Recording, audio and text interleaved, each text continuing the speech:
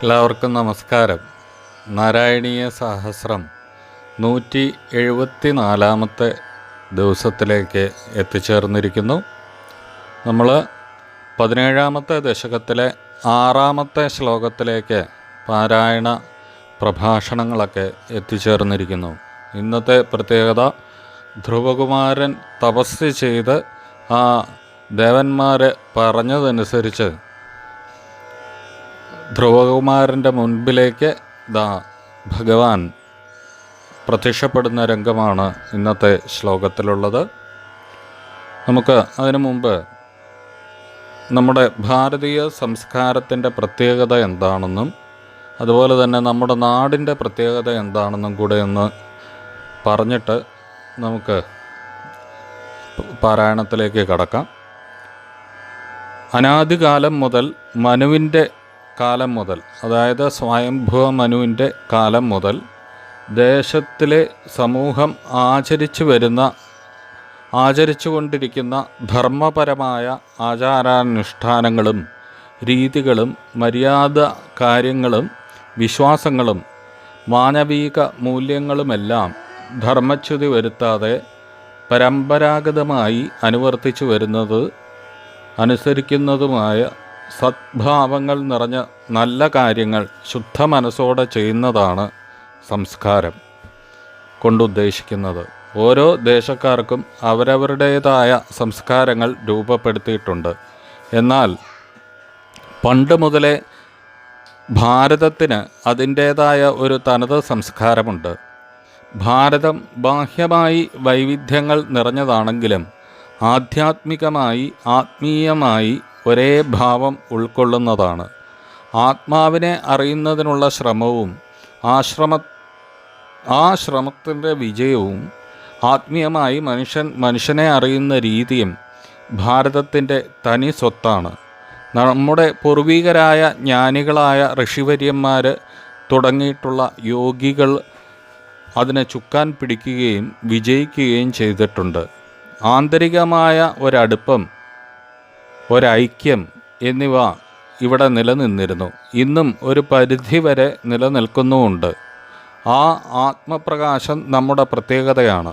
ആത്മാവിനെ അറിഞ്ഞ് ആത്മാവിൽ വിശ്വസിച്ച് ആധ്യാത്മികതയിൽ അടിയുറച്ച് നമ്മുടെ പൂർവികർ നമുക്കൊരു പന്ഥാവ് ഒരുക്കി വച്ചു.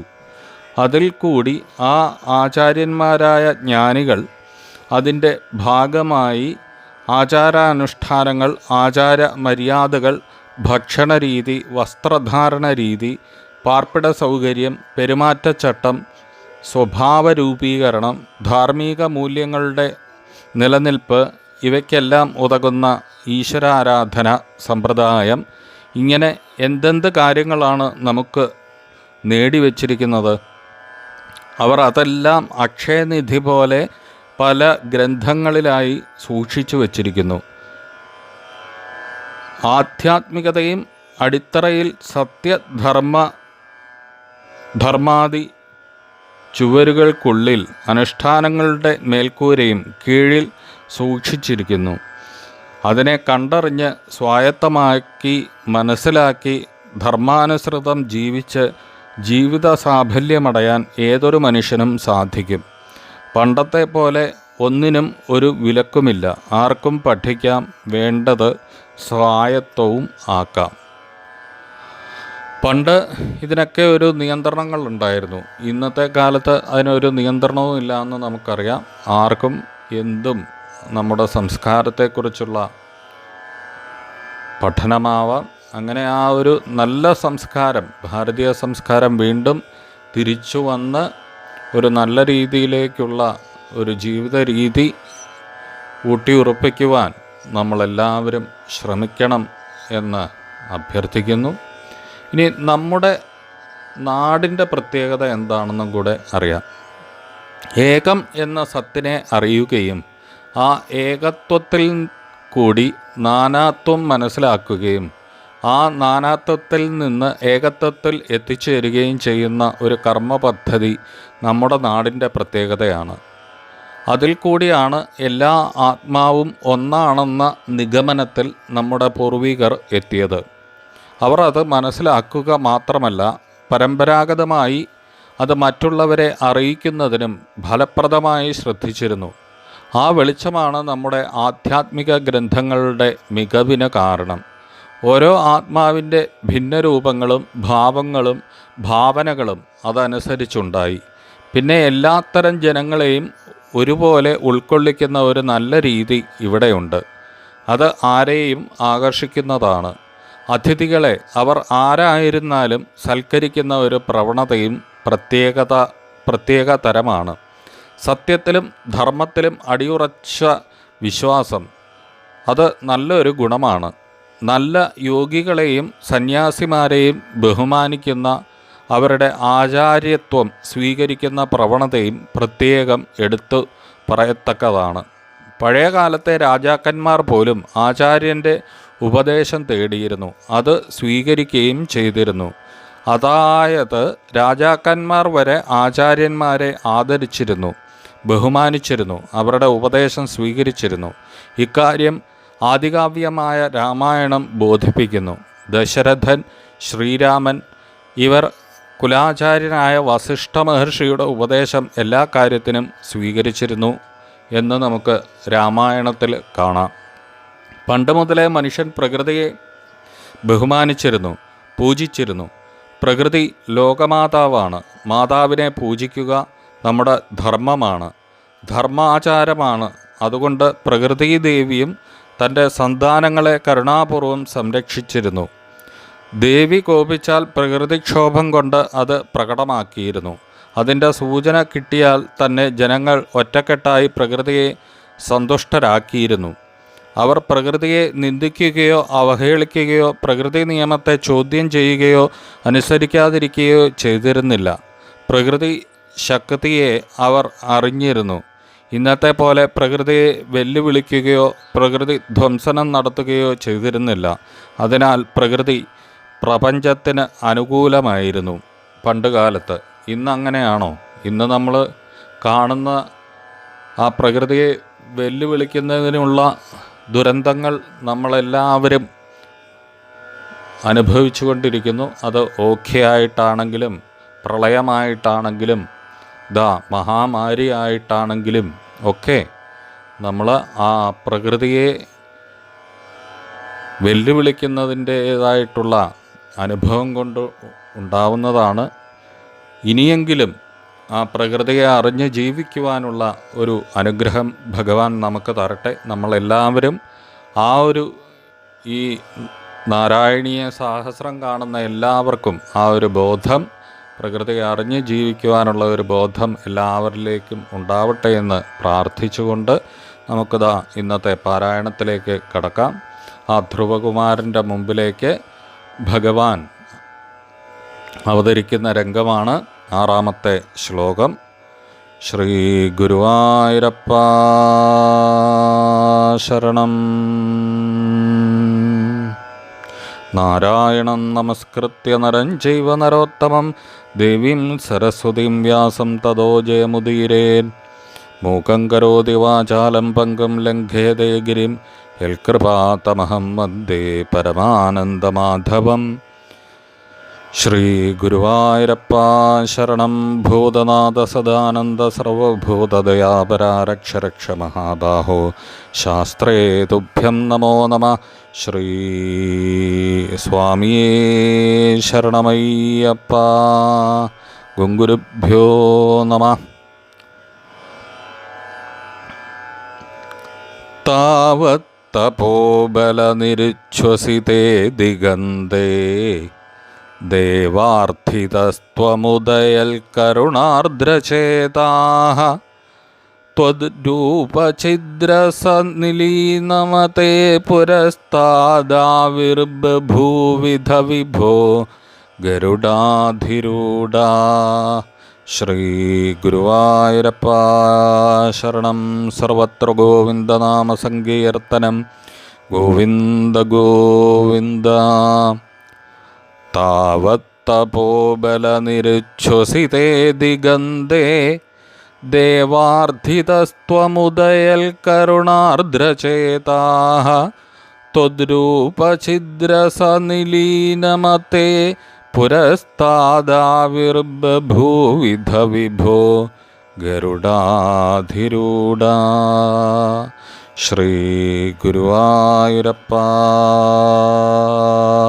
ശരണം.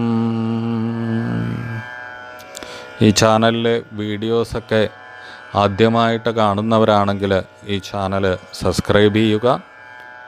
സബ്സ്ക്രൈബ് ചെയ്തവർ ഈ ചാനലിലെ വീഡിയോസൊക്കെ ഷെയർ ചെയ്യുക, ലൈക്ക് ചെയ്യുക, കമൻറ്റ് ചെയ്യുക. അതുപോലെ തന്നെ ഈ ചാനലിലുള്ള വീഡിയോസൊക്കെ മുഴുവനായിട്ടിരുന്ന് കാണണം. കണ്ട് ഇതിൽ പറയുന്ന കാര്യങ്ങളൊക്കെ നമ്മുടെ ജീവിതത്തിലും പകർത്താൻ പറ്റുന്ന കാര്യങ്ങളൊക്കെ നമ്മുടെ ജീവിതത്തിലേക്കും ഇംപ്ലിമെൻ്റ് ചെയ്യുവാനായിട്ട് എല്ലാവരും ശ്രദ്ധിക്കണം. അങ്ങനെ ആ ഈശ്വരാനുഗ്രഹം, പൊന്നുഗുരുവായൂരപ്പൻ്റെ അനുഗ്രഹം എല്ലാവർക്കും ഉണ്ടാവണം എന്ന് പ്രാർത്ഥിക്കുന്നു. എല്ലാവർക്കും നമസ്കാരം. നാരായണ നാരായണ നാരായണ നാരായണ നാരായണ നാരായണ നാരായണ നാരായണ. ഹരേ രാമേതി കൃഷ്ണേതി നാമ സങ്കീർത്തനം സദാ ലോകക്ഷേമായ കുർവന്തം കേശവം സദ്ഗുരും ഭജേ. സർവമംഗളമംഗല്യേ ശിവേ സർവാർത്ഥസാധികേ ശരണ്യേ ത്രയംബകേ ദേവി നാരായണി നമസ്തുതേ. പത്മജാധ്യർച്ചിതം ദേവം പത്മജാ പ്രാണനായകം പത്മനാഭപുരാധീശം പത്മനാഭം നമാമ്യഹം. ശ്രീകൃഷ്ണായ പരമഗുരവേ നമോ നമഃ. ശ്രീകൃഷ്ണാർപ്പണമസ്തു. ശ്രീ ഗുരുവായൂരപ്പ ശരണം. നമസ്കാരം. ധ്രുവചരിതം അതിഗംഭീരമായിട്ടുള്ള വിവരണത്തോടെ മുന്നിലേക്ക് പോയിക്കൊണ്ടിരിക്കുന്നു. ഇപ്പോൾ ഇതാ ധ്രുവൻ അവിടെ എത്തി തപസ് തുടർന്നുകൊണ്ടിരിക്കുന്ന പഞ്ചമാസാൻ എന്നാണ് നമ്മൾ കേട്ടത്. 5 മാസങ്ങളെ നയിച്ചു ധ്രുവൻ എന്നുള്ളതാണ് നമ്മൾ പറഞ്ഞു നിർത്തിയ ഭാഗം. അവിടെ തപസ്സിൻ്റെ ക്രമവർദ്ധിതേന കഠോര തപസ,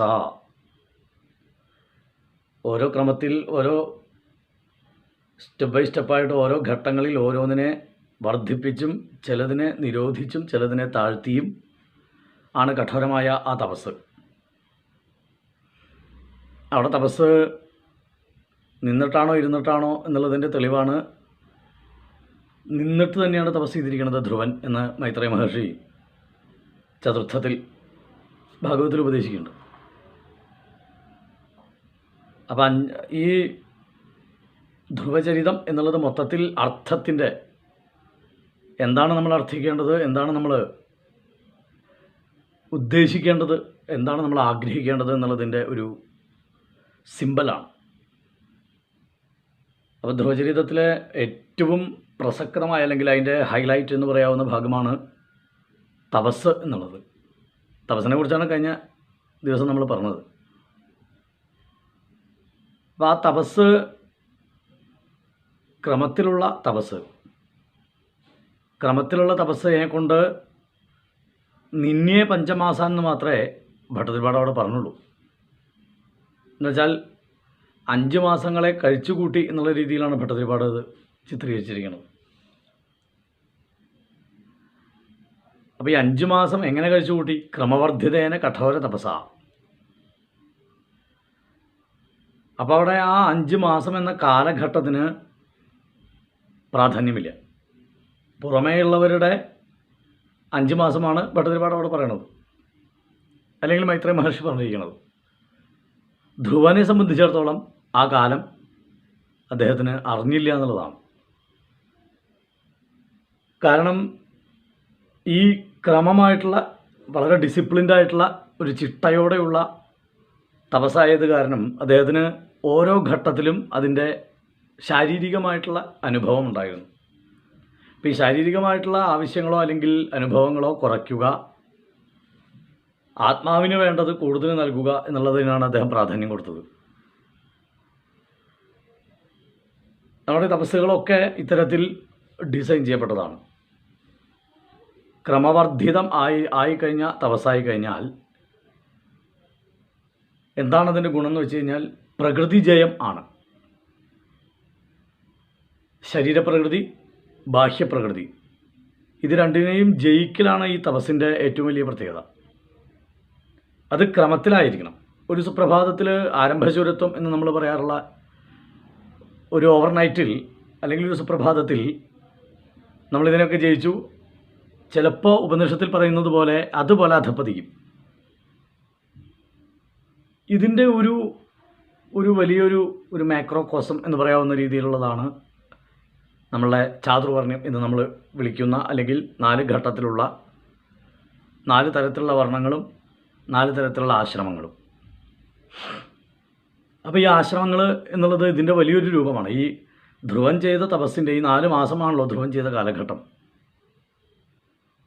ധ്രുവൻ ചെയ്ത ആ തപസ്സിൻ്റെ കാലഘട്ടത്തെ നമ്മൾ താരതമ്യം ചെയ്യുമ്പോൾ ബ്രഹ്മചര്യം, ഗാർഹസ്ഥ്യം, വാനപ്രസ്ഥം, സന്യാസം എന്ന 4 ആശ്രമങ്ങളുമായിട്ട് നമുക്ക് അതിനെ ഘടിപ്പിക്കാൻ സാധിക്കും. ഇങ്ങനെ ഘടിപ്പിക്കേണ്ട ആവശ്യമില്ല, എന്നാലും അങ്ങനെയാണത് ക്രമവർദ്ധിതം ആയതെന്നർത്ഥം. ഈ ക്രമത്തിലുള്ള സ്റ്റെപ്പുകളാണ് മിക്കവാറും അതിലൊരു 18 വയസ്സ് ആണ് അല്ലെങ്കിൽ അതിനെ കണക്കാക്കിയിരിക്കുന്നത്, ഓരോ ഘട്ടങ്ങളെ. 16 വയസ്സ് ബ്രഹ്മചര്യം, പിന്നത്തെ 16 ഗാർഹസ്ഥ്യം, പിന്നത്തെ 16 വാനപ്രസ്ഥം, അല്ലെങ്കിൽ 18 കണക്കായിക്കോളും. ഇതിനെ ഇപ്പോൾ 24 ആക്കിയിട്ടും ആൾക്കാർ വർണ്ണിക്കാറുണ്ട്. ബ്രഹ്മചര്യം 24, ഗാർഹസ്ഥ്യം പിന്നത്തെ 24, വാനപ്രസ്ഥം പിന്നത്തെ 24.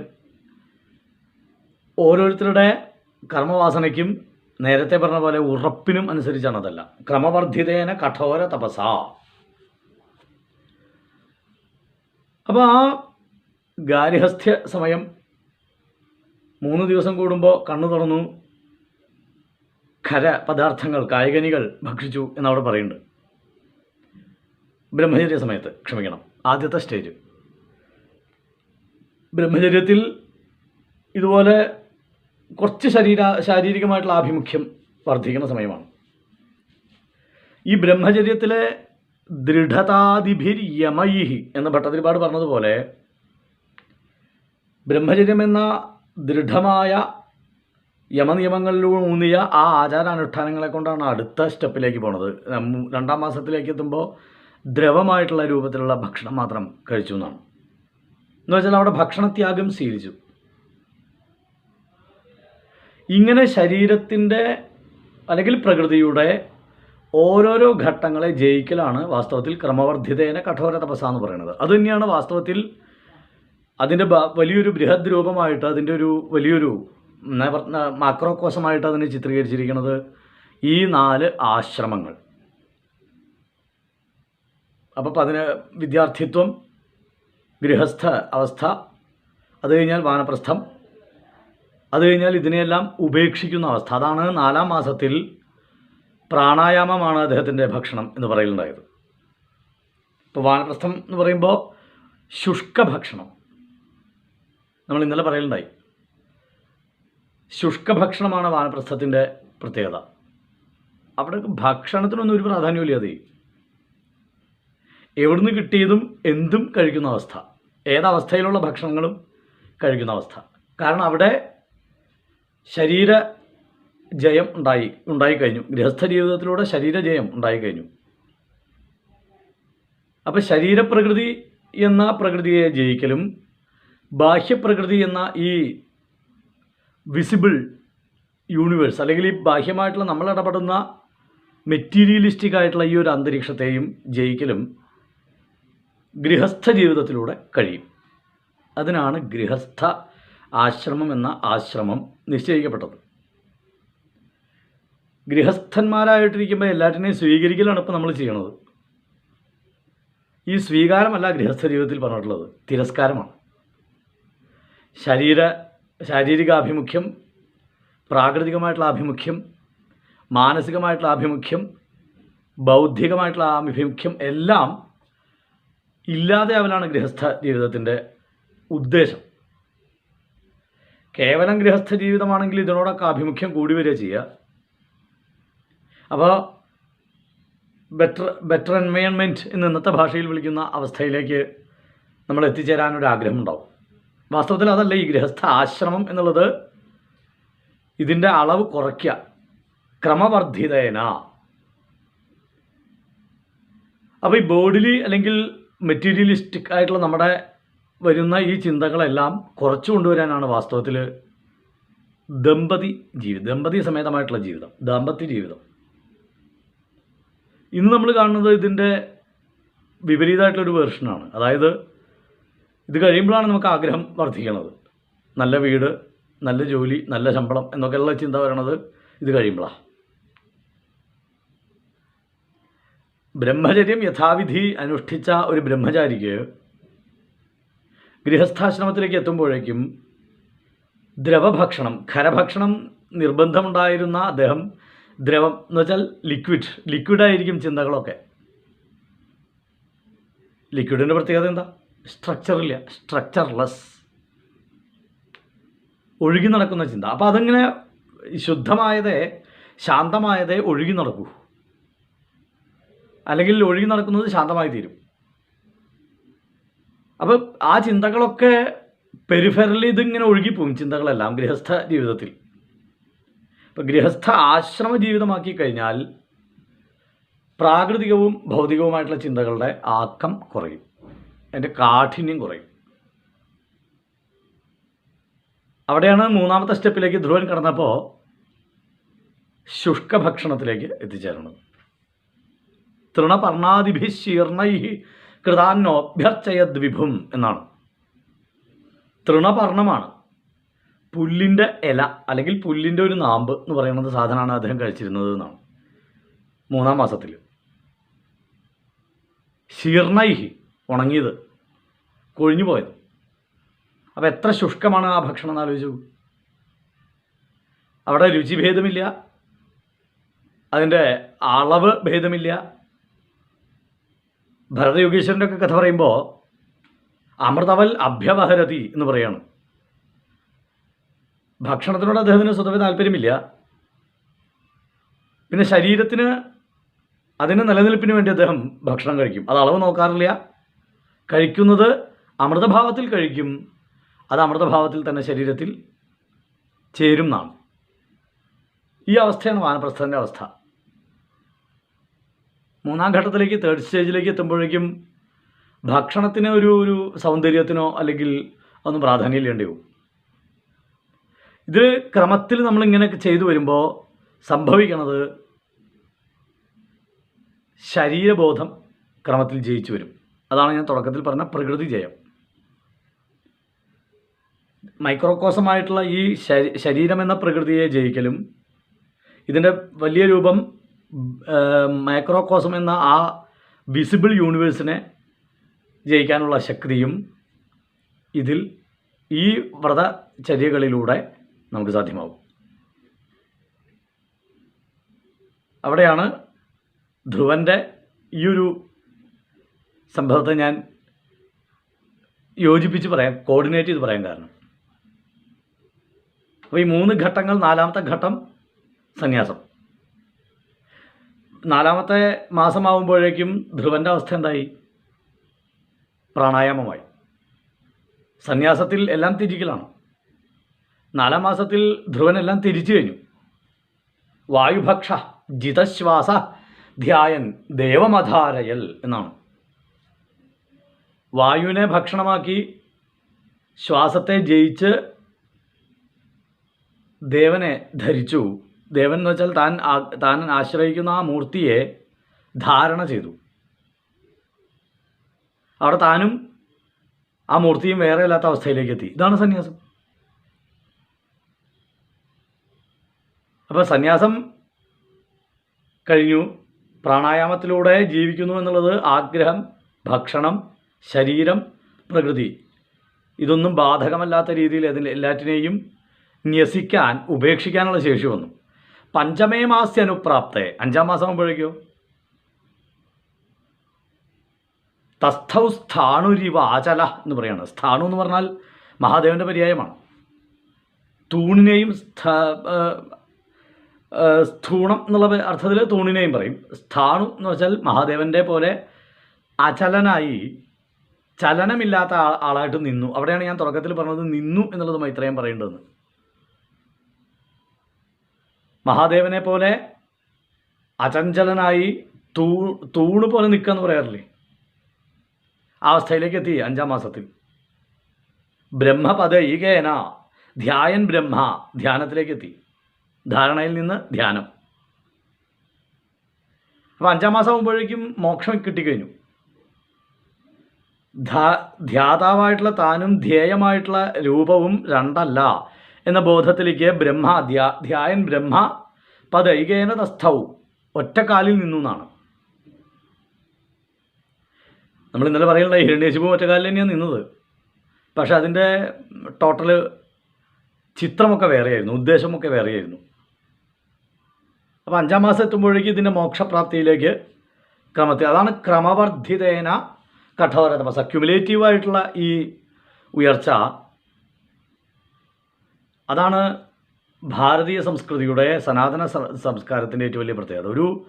ഒരു വ്യക്തിത്വത്തെ മോൾഡ് ചെയ്തെടുത്ത് അതിനെ ലക്ഷ്യത്തിലേക്ക് കൊണ്ടുവരാനുള്ള ആചാരാനുഷ്ഠാനങ്ങളാണ് വേദങ്ങളിൽ പറഞ്ഞിരിക്കുന്നത്. അപ്പോൾ ക്രമത്തിൽ ഇത് മോൾഡഡ് ആവുക ചെയ്യണത് ഗ്രാജുവലി. അങ്ങനെ രൂപപ്പെട്ട് വരുമ്പോഴാണ് മോക്ഷത്തിലേക്ക് എത്തിച്ചേരുന്നത്. അതിനാണ് അഷ്ടാംഗയോഗം അവിടെ പറഞ്ഞത്. ഇവിടെ ധ്രുവൻ അനുഷ്ഠിച്ചതും ഒരു തരത്തിൽ അഷ്ടാംഗയോഗമായിട്ട് ചിത്രീകരിക്കാം. ധാരണ, യമം, നിയമം, ആസനം, പ്രാണായാമം, ധാരണ, ധ്യാനം, സമാധി, പ്രത്യാഹാരം. ഇത് 8 ധ്രുവനും ചെയ്തതായിട്ട് നമുക്ക് സ്ഥാപിക്കാൻ സാധിക്കും. അപ്പോൾ തപസ്സിൻ്റെ അവസാന ലക്ഷ്യം മോക്ഷമാണെങ്കിൽ 5-ാം ഘട്ടത്തിൽ സന്യാസം എന്ന അവസ്ഥ കഴിഞ്ഞ് എല്ലാറ്റിനെയും ഉപേക്ഷിക്കുന്ന ഘട്ടത്തിൽ എന്ത് സംഭവിക്കും? ധ്യാതാവും ധ്യേയനും വ്യത്യസ്തമല്ലാത്ത ഒരു ചിന്തയിലേക്ക് എത്തിച്ചേരും, അല്ലെങ്കിൽ ഒന്നെന്ന ചിന്തയിലേക്ക് എത്തിച്ചേരും. ആ ഘട്ടത്തിലാണ് വാസ്തവത്തിൽ മോക്ഷം സംഭവിക്കുന്നത്. ആ മോക്ഷമാണ് വാസ്തവത്തിൽ ധ്രുവൻ ഭഗവാനെ കണ്ടു എന്ന് പറയുന്ന ആ ഒരു ഘട്ടം. അപ്പോൾ ആലോചിച്ച് നോക്കൂ, ഓൾറെഡി മുക്തനായിട്ടാണ് അദ്ദേഹം തപസ് ചെയ്ത് തിരിച്ചു വരണത്. പിന്നെ അദ്ദേഹത്തിന് ഈ ബ്രഹ്മചര്യമോ ഗാർഹസ്ഥ്യമോ വാനപ്രസ്ഥമോ സന്യാസമോ വേറെ ആവശ്യമുണ്ടോ? അത് അദ്ദേഹം തൻ്റെ തപസ്സിലൂടെ ആർജിച്ച സിദ്ധിയാണ്. അപ്പോൾ ക്രമവർദ്ധിതേന എന്നുള്ളതിൻ്റെ വളരെ ബൃഹത്തായിട്ടുള്ളൊരു അർത്ഥമാണ് ഞാനിവിടെ ഉദ്ദേശിച്ചത്. ബ്രഹ്മചര്യം, ഗാർഹസ്ഥ്യം, വാനപ്രസ്ഥം, സന്യാസം എന്നുള്ള ഈ 4 ഘട്ടങ്ങൾ തന്നെയാണ് ക്രമവർദ്ധിതമായിട്ടുള്ള തപസ്. ഇത് ഓട്ടോമാറ്റിക്കലി ഓരോ ഭാരതീയൻ്റെ ഉള്ളിലും ആചാരത്തിലും അടങ്ങിയിട്ടുള്ളതാണ്. അപ്പോൾ ആ സ്വഭാവ വൈശിഷ്ട്യമാണ് ധ്രുവൻ കുട്ടിക്കാലത്ത് പ്രകടിപ്പിച്ചത്. 4 സ്റ്റെപ്പുകളിലൂടെ എന്നുള്ളത് അദ്ദേഹം അറിയാതെ ചെയ്തതാണ്. കാരണം ഓരോ ഘട്ടത്തിലും അദ്ദേഹം ഉണർന്നപ്പോൾ ഓരോന്നിനെ ജയിക്കാൻ സാധിച്ചു അദ്ദേഹത്തിന്. ആഹാര കുറയ്ക്കലും തപസ് കൂട്ടലും ചെയ്യാൻ സാധിച്ചത് ഓരോന്നിനെയും അദ്ദേഹം ത്യജിക്കാൻ സാധിച്ചു. ഈ ത്യാഗം തന്നെയാണ് ഓരോ ഘട്ടത്തിലും ഭാരതീയ സംസ്കൃതിയിൽ ഈ 4 സ്റ്റെപ്പുകളിലൂടെ ഉദ്ദേശിക്കുന്നത്. അത് ഞാൻ വീണ്ടും റിപ്പീറ്റ് ചെയ്യണമെന്നില്ല. അപ്പോൾ അവസാനം മോക്ഷപഥത്തിലേക്ക് എത്തുമ്പോഴേക്കും അദ്ദേഹം പരിപൂർണനായി നർത്ഥം. കംപ്ലീറ്റായി അദ്ദേഹത്തിൻ്റെ ആ ജീവിതചര്യ.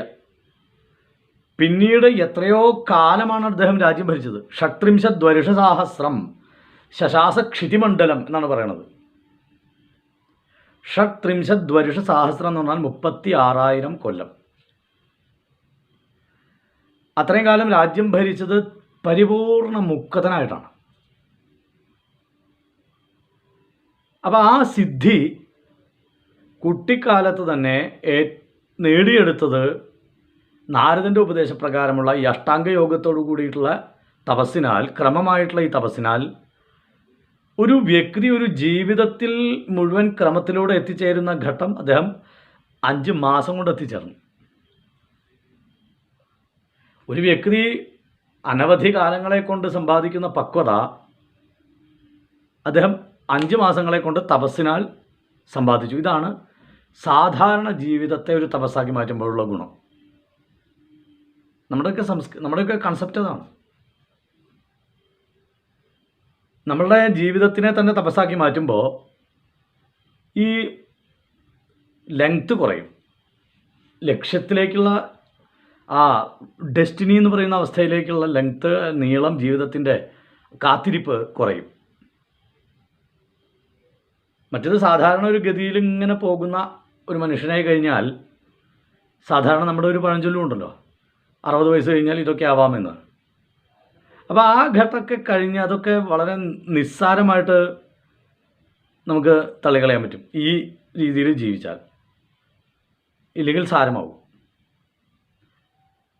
സാരേ സംസാരേ എന്നുള്ള അവസ്ഥയാവും. അപ്പോൾ വളരെ വേഗതയേറിയ, വളരെ ഉഗ്രമായ ഒരവസ്ഥയാണ് ഈ ജീവിതം എന്നുള്ളത്. ഇതിൽ നമുക്കിപ്പോൾ ചെയ്യാൻ കിട്ടുന്ന കാര്യം ചെയ്തില്ലെങ്കിൽ ഈ നിമിഷം തിരിച്ചു വരില്ല. ഇത് കേവലം ഒരു മാനേജ്മെൻറ്റ് ഡയലോഗല്ല. നമ്മുടെ ആധ്യാത്മിക ശാസ്ത്രജ്ഞന്മാരും ആചാര്യന്മാരും പറഞ്ഞിട്ടുള്ളത് തന്നെയാണ്. കാരണം അപ്പോൾ ചെയ്യേണ്ടത് അപ്പോൾ ചെയ്യണം. മാറ്റി വെച്ച് കഴിഞ്ഞാൽ ആ ചെയ്യലിൻ്റെ ഭാഷ മാറും. ചിലപ്പോൾ ഒരു നല്ല കാര്യം ചെയ്യാൻ വേണ്ടി നമ്മൾ വെയിറ്റ് ചെയ്ത് കഴിഞ്ഞാൽ അതിനത്ര പ്രാധാന്യമില്ലാത്ത രീതിയിൽ ഒരു ഘട്ടത്തിലാവും ചിലപ്പോൾ നമ്മൾ ചെയ്യാതെ. അമ്മ ഭഗവാനെ തന്നെ ആശ്രയിക്കുന്നു പറഞ്ഞു, ചാടി അമ്മയെ നമസ്കരിച്ചു, നേരെ കാളിന്തി തീരത്തെത്തി, മധുവനത്തിലെത്തി, നാരദനെ കണ്ടു. എനിക്ക് എത്രയും പെട്ടെന്ന് ഉത്കൃഷ്ടമായ പദത്തിലേക്ക് എത്തിച്ചേരണമെന്ന് അപേക്ഷിച്ചു. അങ്ങനെ നാരദന് ഉപദേശിച്ചു, അത് പ്രകാരം തപസ് ചെയ്തു. ഇതാ 5-6 മാസം കൊണ്ട് സാക്ഷാത്കാരമായി. 5-6 ജന്മം കൊണ്ട് കിട്ടില്ല നമുക്ക് ഈ സാക്ഷാത്കാരം. അപ്പോൾ രാജാവിനെ സാന്ത്വനിപ്പിക്കുന്ന രംഗമാണ് ഇന്നലെ ഭട്ടതിരിപ്പാട് പറഞ്ഞ് അവസാനിപ്പിച്ചത്. നാരദേന പരിസാന്ത്വിത ചിത്തവൃത്തൗ എന്നാണ്.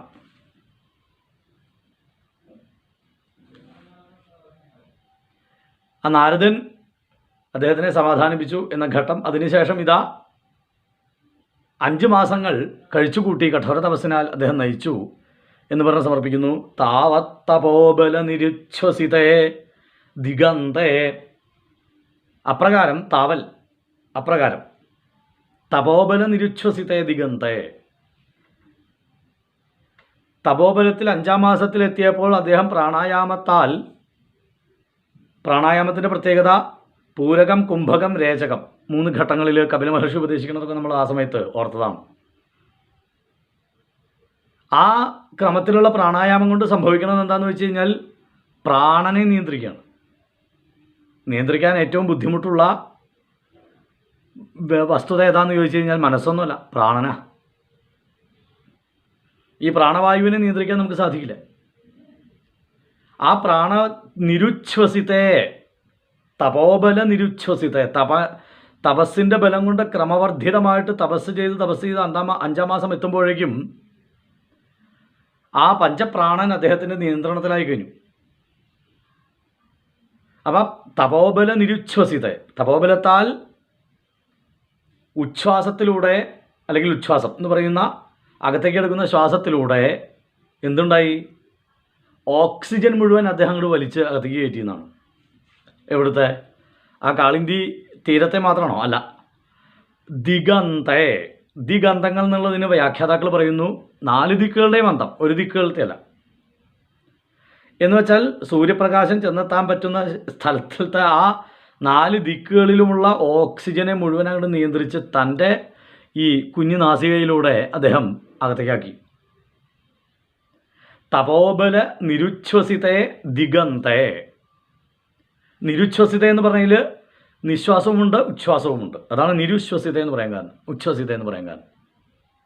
ഈ നിശ്വാസ ഉച്ഛ്വാസങ്ങളാൽ പ്രാണനെ അങ്ങോട്ട് നിയന്ത്രിച്ച അദ്ദേഹത്തിൻ്റെ ഉള്ളിലേക്ക് എത്തിക്കഴിഞ്ഞു 4 ദിഗന്തങ്ങളിലുമുള്ള പ്രാണവായു. പ്രാണവായു ഇല്ല വെച്ചാൽ ആൾക്കാർക്ക് എന്താ ഉണ്ടാവുക? അതന്നെ. ദേവാർത്ഥിതസ്ത്വമുദയൽ കരുണാർദ്രചേതാ. ദേവാർത്ഥിതസ്ത്വം, ദേവ എന്നുള്ളത് വേണമെങ്കിൽ ഭഗവാനെ വിളിക്കലായിട്ടാവാം. ദേവ അർത്ഥിത ത്വം എന്നുള്ള അർത്ഥത്തിൽ വിശദീകരിക്കാം വേണമെങ്കിൽ. എന്നുവെച്ചാൽ അല്ലയോ ദേവ, ഗുരുവായൂരപ്പ, അങ്ങ് അർത്ഥിക്കപ്പെട്ടു, പ്രാർത്ഥിക്കപ്പെട്ടു എന്നുള്ള അർത്ഥത്തിൽ അല്ല ഭട്ടതിരിപ്പാട് ഉദ്ദേശിച്ചിരിക്കുന്നത്. ദേവാർത്ഥിത, ദേവന്മാരാൽ അഭ്യർത്ഥിക്കപ്പെട്ടു. ഉദയൽ കരുണാർദ്രചേതാഹ, പെട്ടെന്ന് ഉദിച്ചു അവിടത്തേക്ക്. കാരുണ്യം കൊണ്ടുണ്ടാകുന്ന ആർദ്രതയും ചിത്തത്തിലുണ്ടായി അവിടത്തേക്ക്. കാരണം ഈ ലോകരെന്ത് പഴിച്ചു ധ്രുവൻ്റെ തപസ്സിനാൽ. അത്ര ഗംഭീരമായിട്ടുള്ള തപസ്സാണ് ചെയ്യണത്. അപ്പോൾ ധ്രുവനോടുള്ള കാരുണ്യമുണ്ട് അവിടെ. ധ്രുവനോടുള്ള കാരുണ്യം കൊണ്ടുള്ള ആർദ്രതയുമുണ്ട് ഭഗവാന്. ഇപ്പം ത്വമുദയൽ കരുണാർദ്രചേതാഹ, ദേവന്മാരാൽ അർത്ഥിക്കപ്പെട്ട അവിടത്തേക്ക് കാരുണ്യം കൊണ്ടുണ്ടാകുന്ന ആർദ്രതയും ചിത്താർദ്രീഭാവവും ഉദിച്ചുയർന്നു. ത്വദ്രൂപഛിദ്രസനിലീനമതേ പുരസ്താൽ, അത്ര അളന്ന് മുറിക്കുക എന്ന് പറയില്ല, അതാണ് വാക്കുകൾ പ്രയോഗിച്ചിരിക്കുന്നത്. ത്വദ്രൂപ ഛിദ്രസ നിലീനമതേ, ത്വദ്രൂപമാകുന്ന ഛിദ്രസത്തിൽ നിലീനമായ ബുദ്ധിയോടുകൂടിയവൻ. അവിടുത്തെ രൂപമല്ലാതെ മറ്റൊരു മൂർത്തിഭാവം ധ്രുവൻ്റെ മനസ്സിലില്ല. നാരദൻ അത് പ്രതിഷ്ഠിച്ചു കഴിഞ്ഞതാണ്. അവിടുത്തെ രൂപമാകുന്ന മൂർത്തിഭാവത്തെ ബുദ്ധിയിൽ നിറച്ച ധ്രുവൻ. ത്വദ്രൂപ ഛിദ്രസ നിലീനം. ഇനി ത്വദ്രൂപം എന്നുള്ളത് മാത്രമല്ല, അവിടുത്തെ രൂപത്തെ ഉള്ളിൽ വയ്ക്കുമ്പോഴുണ്ടാകുന്ന രസം എന്താണ്? സത്ത്, ചിത്ത്, ആനന്ദം, ചിദ്രസം. രസം വരുമ്പോൾ നമ്മളെന്താ ചെയ്യാറുള്ളത്? കണ്ണടയ്ക്കും. നിലീന മതേഹെ, അവിടെ അടഞ്ഞത് നിറഞ്ഞത് കണ്ണല്ല, ബുദ്ധിയാണ്. നിലീന മതേഹെ, ബുദ്ധി അങ്ങോട്ട് നിറഞ്ഞങ്ങോട്ട് കവിഞ്ഞു. കാരണം ഭഗവാന്റെ അംഗോപാംഗങ്ങൾ നാരദ മഹർഷി ധ്യാന പ്രകാരം തന്നെ വർണ്ണിച്ചു കൊടുത്തിട്ടുണ്ട് ധ്രുവന്. അപ്പോൾ അവിടുത്തെ രൂപമാകുന്ന ചിദ്രസം ഇതാ, അതുകൊണ്ട് നിറഞ്ഞ ബുദ്ധി എന്ന് വ്യാഖ്യാനിക്കാം. അവിടുത്തെ രൂപത്തിൻ്റെ ചിദ്രസം, ത്വദ്രൂപ ഛിദ്രസ, അവിടുത്തെ രൂപത്തിൻ്റെ ചിദ്രസം അതുകൊണ്ട് നിറഞ്ഞ ബുദ്ധി, അങ്ങനെ വ്യാഖ്യാനിക്കാം. അപ്പോൾ ത്വദ്രൂപ ഛിദ്രസ നിലീനമതേഹേ, നിറഞ്ഞ ബുദ്ധിയോട് കൂടിയവനായിട്ടുള്ള ധ്രുവൻ്റെ പുരസ്താൽ, മുന്നിൽ, ബിഫോർ, ഇൻ ഫ്രണ്ട് ഓഫ്. ധ്രുവൻ്റെ മുന്നിൽ, ധ്രുവൻ എന്ന് പറഞ്ഞിട്ടില്ല, അവിടുത്തെ രൂപം കൊണ്ട് നിറഞ്ഞ ആ ബുദ്ധി, ആ ചിദ്രസം ആനന്ദം കൊണ്ട്, അത്യാനന്ദം കൊണ്ട്, സച്ചിദാനന്ദം കൊണ്ട് അതങ്ങോട്ട് ഫുൾഫിൽഡായിട്ടുള്ള ബുദ്ധിയോടുകൂടി നിൽക്കുന്ന ധ്രുവൻ്റെ മുന്നിൽ ആവിർബഭൂവിധ വിഭോ ഗരുഡാധിരൂഢ. ആവിർബഭൂവിധ എന്ന് വെച്ചാൽ അവിടുന്ന് ആവിർഭവിച്ചു എന്നുള്ളത് പറയാണ്. ഗരുഡാധിരൂഢനായി അവിടുന്ന് ഗരുഡൻ്റെ പുറത്തേറി അവിടുന്ന് ആവിർബഭൂവിധ, ആവിർഭവിച്ചു. പുരസ്താൽ ആവിർബഭൂവിധ, അവിടുത്തെ മുന്നിൽ, ധ്രുവൻ്റെ മുന്നിൽ ആവിർഭവിച്ചു. അപ്പോൾ ആ ഘട്ടം ഒന്ന് ആലോചിച്ച് നോക്കൂ, ഒന്ന് സ്വയം പിക്ചറൈസ് ചെയ്യാം. 5 വയസ്സുള്ള കുട്ടി, വളരെ ക്രമാറിയിട്ടുള്ള തപസ്, ഒറ്റക്കാലിൽ നിന്ന് അചഞ്ചലനായി പ്രാണായാമ ബലത്താൽ വിശ്വത്തെ മുഴുവൻ ജയിച്ച് അവസാനം ദേവന്മാർക്ക് പോലും ശ്വാസ തടസ്സമുണ്ടായപ്പോൾ അവർ ചെന്ന് അർത്ഥിച്ചത് പ്രകാരം ഭഗവാൻ തൻ്റെ സച്ചിദാനന്ദ രൂപം ഗരുഡാധിരൂഢനായി ദർശിപ്പിച്ചു. പക്ഷേ അതിനു മുൻപ് തന്നെ ആ രൂപം കണ്ടിരിക്കുന്നു ധ്രുവൻ. നമ്മളൊക്കെ ഈശ്വരൻ്റെ രൂപത്തെ കാണാത്ത ആൾക്കാരാണ്. രൂപമില്ല എന്നുള്ളത് പറയുന്നത് അതുകൊണ്ടാണ്. കാരണം നമുക്ക് ആ രൂപത്തെ കാണാൻ സാധിക്കുന്നില്ല, അതുകൊണ്ടാണ് രൂപമില്ല എന്ന് പറയണത്. അപ്പോൾ ആ രൂപം എടുത്ത് അല്ലെങ്കിൽ രൂപത്തെ ധരിക്കുന്നവന് ഹീറോ ആ രൂപം തന്നെയാണ്. ഭക്തനെ സംബന്ധിച്ചിടത്തോളം നമ്മൾ ഭക്തിയെക്കുറിച്ച് പറയാറുണ്ടല്ലോ ധാരാളം. അദ്ദേഹത്തിൻ്റെ ഹീറോ, അദ്ദേഹത്തിൻ്റെ ഈശ്വരൻ ആ രൂപം തന്നെയാണ്, മൂർത്തിയാണ്. ഇവിടെ ത്വദ്രൂപ ചിദ്രസ നിലീനമതേഹെ, അവിടുത്തെ രൂപം കൊണ്ടുണ്ടായ ചിദ്രസത്താൽ ആ ലയിച്ച ബുദ്ധിയോട് കൂടിയവൻ, അതിലങ്ങോട്ട് ലയിക്കാനുണ്ടായത്. ആ ലയനമാണ് ആനന്ദം. അല്ലെങ്കിൽ ആനന്ദത്തിലൂടെ ഉണ്ടായതാണ് ലയനം. ഒരു പാട്ട് കേൾക്കുന്നു വിചാരിക്കും. നമുക്ക് ഇഷ്ടപ്പെട്ട ഒരു പാട്ട് കേൾക്കുമ്പോൾ സ്വാഭാവികമായിട്ട് ഒരു ഇൻട്രപ്ഷൻ വന്നു കഴിഞ്ഞാൽ നമുക്ക് ദേഷ്യം വരും. ആ ദേഷ്യത്തിന് എന്താ കാരണം? അതിൽ ലയിച്ചിരിക്കുക. ബുദ്ധിയാണ് ലയിച്ചിരിക്കുന്നത്. ബുദ്ധി അതിൽ ലയിച്ചത് കാരണം അത് ഫുൾഫിൽഡാണ്, പരിപൂർണമായി നിറഞ്ഞിരിക്കുന്ന ബുദ്ധിയാണ് ആ സമയത്ത്. ദ ഫുൾഫിൽമെൻറ്റ് എന്ന് നമ്മൾ അനുഭവിക്കുന്ന ഒരു കണ്ടീഷനാണ് ഈ ചിദ്രസം, ചിദാനന്ദം. അപ്പോൾ ഭക്തനെ സംബന്ധിച്ചിടത്തോളം അവിടെ രൂപമില്ലായ്മയോ അതൊന്നും വിഷയമല്ല. ധ്രുവന് ആ ഗരുഡാധിരൂഢനായിട്ടുള്ള ഭഗവാനെ കാണേണ്ട ആവശ്യം പോലും ഉണ്ടായിട്ടില്ല. ധ്യാനത്താൽ, ധാരണയാൽ ഗുരുനാഥൻ നാരദൻ പറഞ്ഞു കൊടുത്ത ആ രൂപത്തെ കവിഞ്ഞ് മറ്റൊരു രൂപമില്ല അദ്ദേഹത്തിന്. അപ്പോൾ അദ്ദേഹത്തിനെ സംബന്ധിച്ചിടത്തോളം അതൊരു വിഷയമല്ല എന്നർത്ഥം. ഈ ധ്രുവനെ സംബന്ധിച്ചിടത്തോളം ആ ആനന്ദത്തിൽ നിറഞ്ഞിരിക്കുക. ഇനി പുറത്ത് ഒരു എന്താ പറയുക, ചതുർഭുജനായി വൈഷ്ണവ രൂപത്തോടു കൂടി ഉള്ള ഒരു മൂർത്തിയെ അദ്ദേഹത്തിന് കാണേണ്ട ആവശ്യമില്ല. പക്ഷെ ആവിർബഭൂവിധ, ഗുരുവായൂരപ്പ അവിടുന്ന് ആവിർഭവിച്ചു, ഗരുഡാധിരൂഢ, ഗരുഡൻ്റെ പുറത്തേറിയിട്ട്. ഈ രൂപത്തെ തന്നെയാണ്, ഗരുഡനൊന്നും അദ്ദേഹത്തിന് ബാധകല്ല. ഈ ശംഖ ചക്ര ഗദാപത്മങ്ങളും കൗസ്തുഭവും ശ്രീവത്സവും ശ്യാമ വർണ്ണവും പുഞ്ചിരിയും പൊന്നിൻ കിരീടവും ഉത്തരീയവും ഒക്കെ അദ്ദേഹത്തിൻ്റെ ഉള്ളിലുണ്ട്.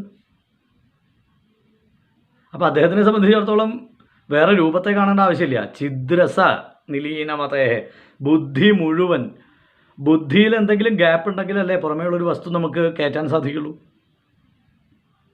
അപ്പോൾ ഇവിടെ ഭഗവാൻ വന്നത് തന്നെ അറിഞ്ഞിട്ടില്ല അദ്ദേഹം. കാരണം ബുദ്ധി ഫുൾഫിൽഡാണ്. ദ ഫുൾഫിൽമെൻറ്റ് എന്ന് നേരത്തെ പറഞ്ഞതുപോലെ ആ അവസ്ഥയെ പ്രാപിച്ച ആളായി തീർന്നിരിക്കുന്നു ധ്രുവൻ. അപ്പോൾ ആ ഘട്ടത്തിൽ അദ്ദേഹത്തിന് പുറമേയുള്ള ഒരു ഈശ്വരൻ പോലും വന്നത് ആ ആനന്ദത്തിൽ അദ്ദേഹം അറിഞ്ഞിട്ടില്ല എന്നർത്ഥം. അവിടുന്ന് ആവിർഭവിച്ചു. പക്ഷേ ത്വദ്രൂപ ചിദ്രസ നിലീനമതേഹ, അവിടുത്തെ രൂപത്തിൽ കിടന്നിങ്ങനെ ആനന്ദിച്ച് ഒന്ന് പാദം കഴിഞ്ഞാൽ പീതാംബരം കഴിഞ്ഞാൽ ഉത്തരീയം കഴിഞ്ഞാൽ വനമാല കഴിഞ്ഞാൽ കൗസ്തുഭം കഴിഞ്ഞാൽ ശ്രീവത്സം കഴിഞ്ഞാൽ പുഞ്ചിരി കഴിഞ്ഞാൽ ചുണ്ടുകൾ കഴിഞ്ഞാൽ നാസിക കഴിഞ്ഞാൽ കണ്ണുകൾ, ഗോപിക്കുറി, അത് കഴിഞ്ഞാൽ പൊന്നിൻ കിരീടം. ഇതിങ്ങനെ ആടിക്കളിക്കുന്ന ഒരാളുടെ മുമ്പിൽ ഒരാൾ വന്നാൽ, ഈ രൂപം ധരിച്ച് തന്നെ വന്നാൽ ഒരാൾ കണ്ണു തുറക്കാൻ തയ്യാറാവൂ? സ്ഥാണുരീവ ആചല എന്നാണ് പറഞ്ഞിരിക്കുന്നത്. ആ ഫുൾഫിൽമെൻറ്റിൽ, ആ ആനന്ദത്തിൽ കംപ്ലീഷൻ അനുഭവിക്കുന്ന, പരിപൂർണത അനുഭവിക്കുന്ന ധ്രുവൻ്റെ മുമ്പിലാണ് ഗുരുവായൂരപ്പ അവിടുന്ന് പ്രത്യക്ഷനായത്. അപ്പോൾ വാസ്തവത്തിൽ ആലോചിച്ച് നോക്കൂ, ഈ അവസ്ഥ നമുക്ക് ഉണ്ടാവുന്നുണ്ടോ? എത്ര ഭക്തനായാലും ഇത് മാറി മാത്രം ബുദ്ധിയിൽ കടന്ന് കളിക്കാൻ തക്കവണ്ണം ഭാഗ്യം ചെയ്തവരുണ്ടെങ്കിൽ നമസ്കരിക്കുന്നു. ഭഗവാന്റെ അംഗോപാംഗങ്ങൾ മാത്രം ഒരു ഗ്രാഫിക്സ് പോലെ ബുദ്ധിയിൽ കിടന്നിങ്ങനെ വ്യാപരിക്കുന്ന തക്കവണ്ണം ആരെങ്കിലും ഭാഗ്യം ചെയ്തിട്ടുണ്ടെങ്കിൽ നന്നായി. ധ്രുവൻ്റെ ഒരു അവസ്ഥ അതാണ്. ഭക്തിയുടെ പരിപൂർണത എന്ന് പറയുന്നത് അതാണ് ഞാൻ ഈ പറഞ്ഞുകൊണ്ടിരിക്കുന്ന ഫുൾഫിൽമെൻറ്റ്. ത്വദ്രൂപ ചിദ്രസ നിലീനമതിയാവുക എന്നുള്ളതാണ് ആ ഫുൾഫിൽമെൻ്റ് എന്ന് ഉദ്ദേശിക്കുന്നത്. അതിലേക്കാണ് ധ്രുവൻ എത്തിച്ചേർന്നിരിക്കുന്നത്. അവിടെയാണ് ഭഗവാൻ പ്രത്യക്ഷപ്പെട്ടിട്ട് പോലും കണ്ടില്ല അദ്ദേഹം. ഇതാ താവത് തപോബലം നിരുച്ഛ്വസിതേ ദിഗന്തേ, തപോബലം കൊണ്ട് ദിഗന്തത്തെ മുഴുവൻ പ്രാണവായുവിനെ നിയന്ത്രിച്ച ധ്രുവൻ്റെ മുമ്പിൽ ദേവാർത്ഥിതസ്ത്വമുദയൽ കരുണാർദ്രചേതാ, കാരുണ്യമുണ്ട് ഉദിച്ച അവിടുന്ന് ദേവന്മാരാൽ അർത്ഥിക്കപ്പെട്ട് ത്വദ്രൂപചിദ്രസ നിലീനമതേ പുരസ്താൽ, അവിടുത്തെ രൂപത്തിൽ ലയിച്ചിരിക്കുന്ന ആ ബുദ്ധിയുടെ മുന്നിൽ ആവിർബഭൂവിധ വിഭോ ഗരുഡാധിരൂഢനായി അവിടുന്ന് ആവിർഭവിച്ചു. നമസ്കാരം. ജയ് ശ്രീകൃഷ്ണൻ.